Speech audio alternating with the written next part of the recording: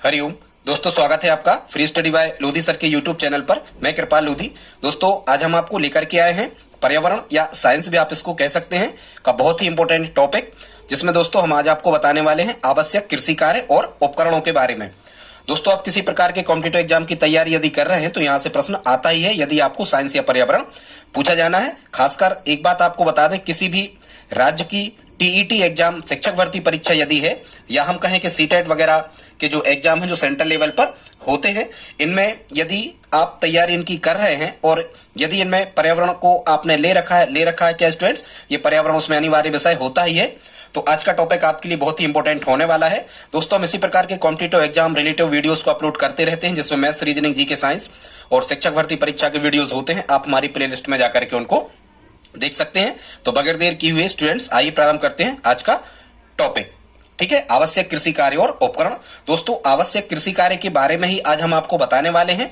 हमने आवश्यक कृषि कार्य और उपकरण, तो आवश्यक कृषि कार्य यहां हम आपको बता रहे हैं, और जो कृषि उपकरण और सिंचाई और खाद उर्वरक, कृषि के प्रकार, ठीक है, फसलों की किस्मों के नाम और बहुत सारे वीडियोस हमने लगा रखे हैं हमारी प्लेलिस्ट में। आप शिक्षक भर्ती परीक्षा वाली प्लेलिस्ट या साइंस वाली प्लेलिस्ट में जाकर के उन्हें देख सकते हैं। दोस्तों, एक अपील है, यदि आप पहली बार हमारे चैनल पर आए हैं तो प्लीज सब्सक्राइब कर लें, साथ में बेल आइकन पर क्लिक करें ताकि सबसे पहले नोटिफिकेशन आपको मिलता रहे। दोस्तों, तो बगैर देर किए हुए आइए प्रारंभ करते हैं आज का टॉपिक, आवश्यक कृषि कार्य।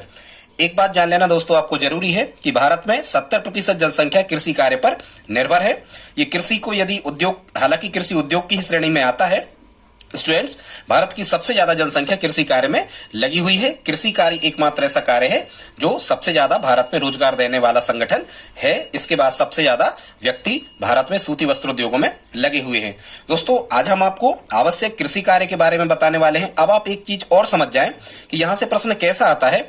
या तो स्टूडेंट्स यहां से ऐसा प्रश्न आता है कि निम्न में से कौन कृषि कार्य के अंतर्गत आता है, निम्न में से कौन कृषि कार्य के अंतर्गत नहीं आता, या कृषि कार्य में पहले क्या होता है, बाद में क्या होता है, या कौन सा कृषि कार्य किस उपकरण से किया जाता है। तो उपकरणों के बारे में एक अलग वीडियोस है, हम इसमें लिंक दे देंगे, आप वहां से देख सकते हो। सबसे पहले दोस्तों एक चीज जान लेना जरूरी है कि ये जो जुताई होती है, या इसी को हम कहते हैं मिट्टी को तैयार करना, ये सबसे प्रथम चरण कहलाता है उत्पादन का। ये स्टूडेंट्स प्रथम चरण कहलाता है कृषि उत्पादन का, उसे हम जुताई कहते हैं, या स्टूडेंट्स उसे कहा जाता है मिट्टी को तैयार करना।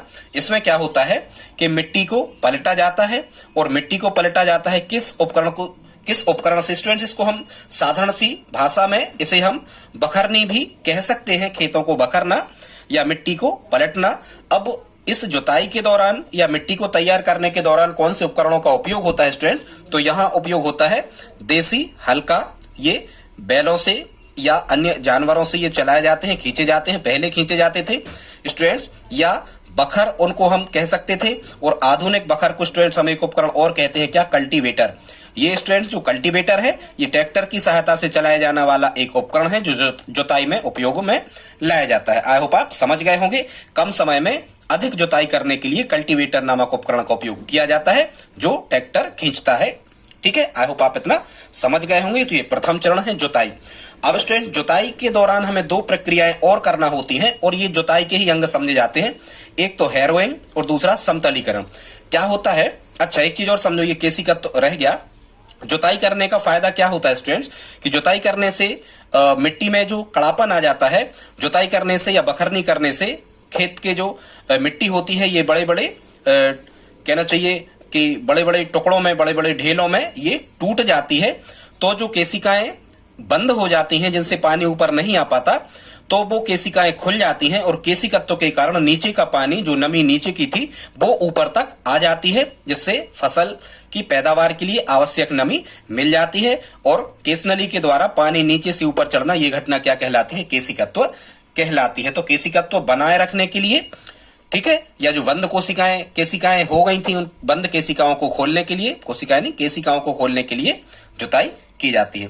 हैरोइंग स्टूडेंट्स, जुताई के बाद खेतों के बड़े ढेलों व फसल के अवशोषों को तोड़ने की क्रिया क्या कहलाती है, हैरोइंग कहलाती है स्टूडेंट्स। और ये जो हैरोइंग की क्रिया है, ये हैरो नामक उपकरण से की जाती है। ठीक है, इसका कार्य क्या है हैरो नामक उपकरण का, इसका कार्य है मिट्टी को भुरभुरा बनाना। मिट्टी को भुरभुरा बनाने के लिए किस उपकरण का उपयोग किया जाता है, हैरो नामक उपकरण का उपयोग किया जाता है। दोस्तों आप उपकरण के लिए हमारा एक अलग से वीडियो देख सकते हैं। फिर स्टूडेंट्स ये जुताई या मिट्टी तैयार करने के बाद हैरोइंग होती है और हैरोइंग के बाद में होता है समतलीकरण। कई बार एग्जामिनर यहाँ से सीक्वेंस में कि निम्न में से सही क्रम क्या है, तो जुताई को पहले लिखें, फिर हैरोइंग को, फिर समतलीकरण आएगा तीसरे नंबर पे। और यहाँ जो हमने जितनी भी आवश्यक कृषि कार्य स्टूडेंट्स यहाँ पर लिखे हुए हैं, ये सभी के सभी सीक्वेंस में है। हमने अलग से यहाँ क्रम नहीं लिखा हुआ है, आप इन्हें क्रम से ही समझें कि पहले जुताई आएगी, फिर फसलों की किस्मों का चयन आ जाएगा, फिर बीजोपचार, इस टाइप से आप समझें। समतलीकरण स्टूडेंट्स क्या कहलाता है? मिट्टी को भुरभुरा बनाने के बाद समतल करने की प्रक्रिया को समतलीकरण कहते हैं स्टूडेंट्स। और ये समतलीकरण क्यों किया जाता है? जमीन में नमी बनी रहे, इसलिए समतलीकरण किया जाता है। और समतलीकरण करने वाले उपकरण का नाम होता है पटेला, या इसी पटेला को क्या कहते हैं? रोटावेटर। क्या कहते हैं? रोटावेटर। वेटर वैसे ही रोटी को समतल बेलता है, ऐसे करके आप याद रखते हो। पटेला पटली समतल होती है, ऐसे करके आप याद रख सकते हो कि पटेला हिंदी में कहते हैं और उसी उपकरण को कहते हैं रोटावेटर। ये पटेला या रोटावेटर जो होता है स्टूडेंट, ये काय में लगाया जाता है, ये ट्रैक्टरों में फंसा के मिट्टी को समतल किया जाता है। फिर स्टूडेंट्स इतना करने के बाद में जब क्या हो गया? जुताई हो गई, हैरोइंग हो गई, समतलीकरण हो गया, फिर फसलों की किस्मों का चयन किया जाता है। अच्छे प्रकार की किस्मों का चयन किया जाता है जो कम समय में पक जाती हैं, जिनको पानी की कम आवश्यकता होती है, जिनका वजन ज्यादा होता है, जिनमें ज्यादा कीटनाशक या खरपतवार नहीं लगती है, ठीक है, या जिनका बहुत अच्छा उत्पादन मिलता है। तो ऐसी फसलों की किस्मों का चयन किया जाता है। इसका एक अंग और होता है बीजोपचार। स्टूडेंट्स ये बीजोपचार क्या कहलाता है? बीजों को शुद्ध बनाना या बीजों में जो अशुद्धियां थी उनको दूर कर देना, या शुद्ध बीज ही जमीन में बोना, ये बीजोपचार कहलाता है। तो बीजोपचार क्या कहलाता है और देखते हैं। फसलों को कीटों व रोगों से बचाने के लिए बीजोपचार किया जाता है। इससे बाह्य व आंतरिक रोगाणु, वायरस आदि जो बीजों के साथ लगे होते हैं, ये नष्ट हो जाते हैं। बीजोपचार को करने की स्टूडेंट्स जो विधियां होती हैं, ये गर्म जल में बीजों को धोया जा सकता है। कवक व फफूंदनाशी छिड़क कर भी बीजों से इन चीजों को मतलब कवक व फफूंदनाशी के विशेष प्रकार के कीटनाशक आते हैं, उन दवाओं का उपयोग करके भी बीजों को शुद्ध किया जा सकता है। और परावैंगनी किरणों को उन पर आपतित करके भी बीजों को शुद्ध किया जा सकता है, ठीक है। इससे कई प्रकार के हानिकारक कीटाणु, सूक्ष्मजीव आदि परावैंगनी किरणों के प्रभाव से नष्ट हो जाते हैं। तो कभी आपसे बीजोपचार की विधियां पूछी जाए तो 3 विधियां याद रखना: गर्म जल से, कवक व फफूंदनाशी दवाओं के प्रयोग से, और परावैंगनी विकिरण से। एक विधि और होती है जो बीजोपचार में मदद करती है, बीजों में राइजोबियम कल्चर का निवेशन। स्टूडेंट आपने सुना होगा जो ये राइजोबियम होता है, ये फलीदार पौधों की गांठों में, जड़ों की गांठों में ये पाया जाता है। इसका काम होता है नाइट्रोजन स्थिरीकरण करना। ये नाइट्रोजन की पूर्ति पौधों में करने के लिए आवश्यक होता है।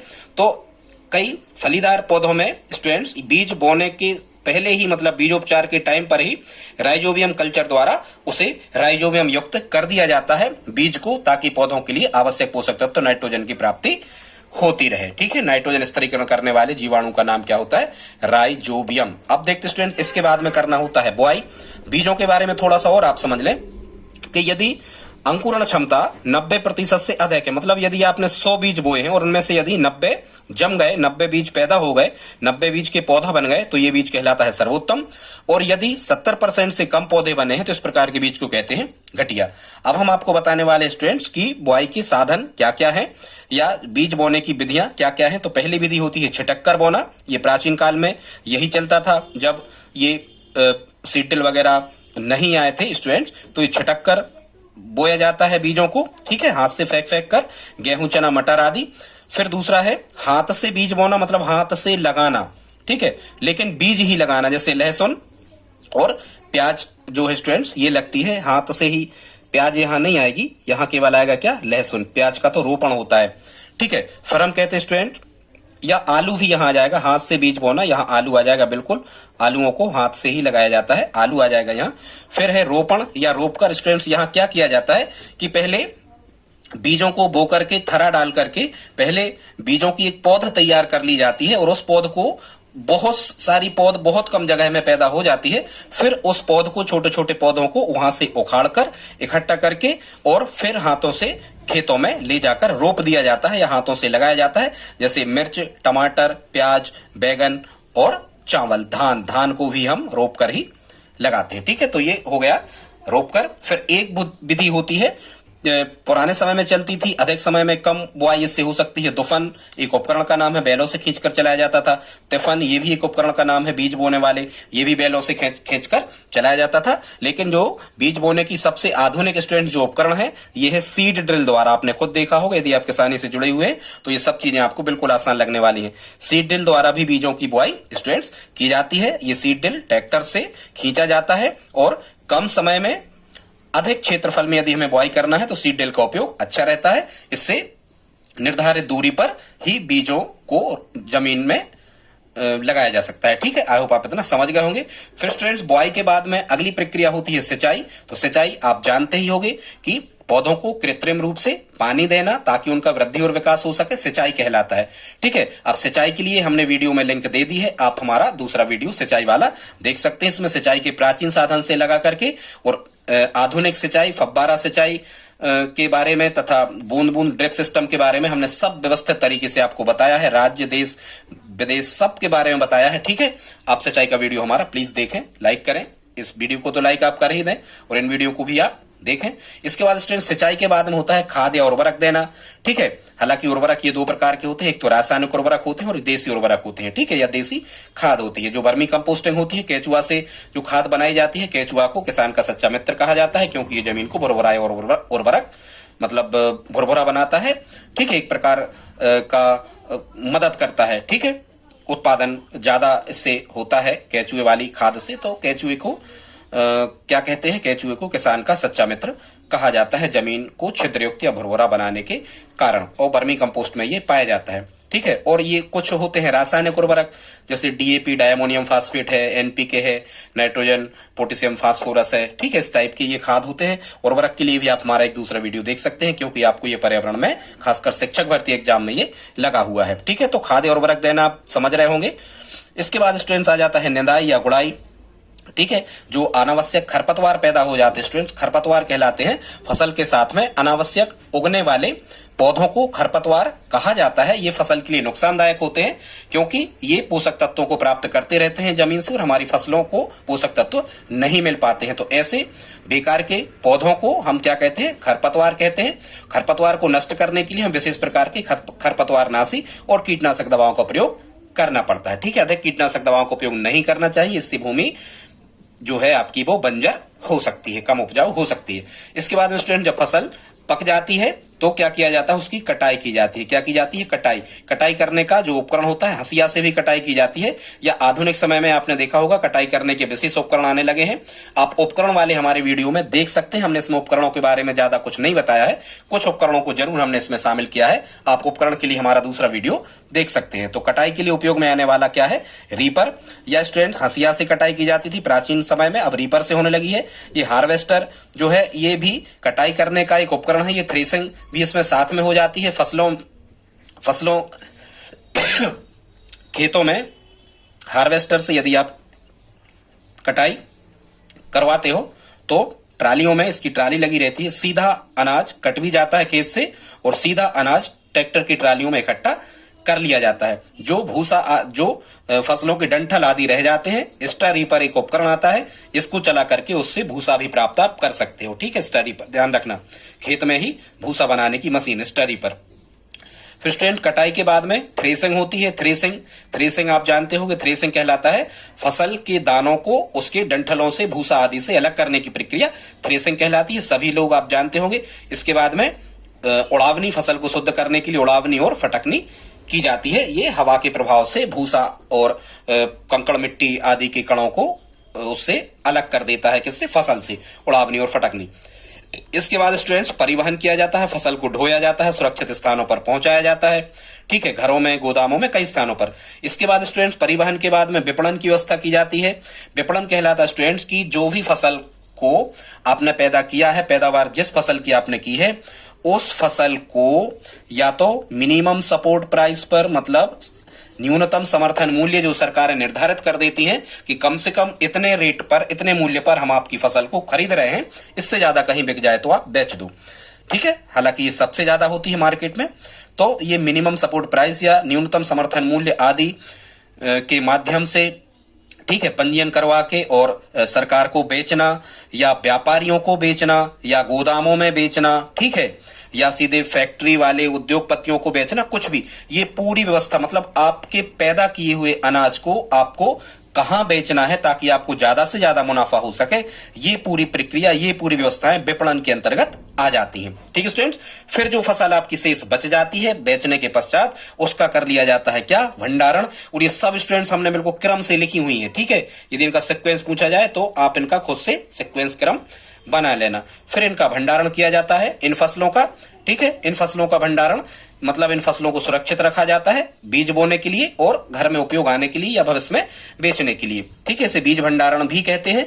बीजों को सुरक्षित रख लिया जाता है कुछ कीटनाशक दवाओं को मिला करके या नीम की पत्तियों को मिला करके, ताकि कीट आदि उसमें ना लगें। बीजों को सुखा करके, ठीक है, बहुत सारे बीज भंडारण की विधियां होती हैं। ठीक है, सुखा करके, नीम की पत्तियां मिला करके, ठीक है, कुछ गर्म स्थानों पर जहां नमी ना हो बीजों का भंडारण किया जाता है। खासकर अपने यहाँ जैसे भारत में कहें तो बंडा बना दिए जाते हैं।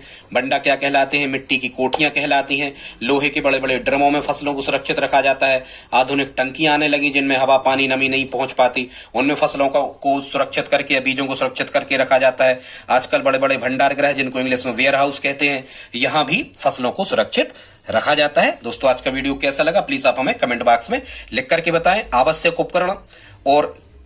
उपकरण कृषि के और सिंचाई के वीडियो तथा रासायनिक उर्वरक व खाद की लिंक नीचे वीडियो में दी गई है, आप इसको भी देखें। दोस्तों आपको ये वीडियो कैसा लगा प्लीज आप कमेंट बॉक्स में लिख करके हमें बताएं। और यदि आप हमारी हेल्प करना चाहें तो प्लीज वीडियो को अपने दोस्तों के साथ स्टडी ग्रुप में शेयर जरूर करें। मिलते हैं अगली वीडियो में, तब तक के लिए जय हिंद जय भारत।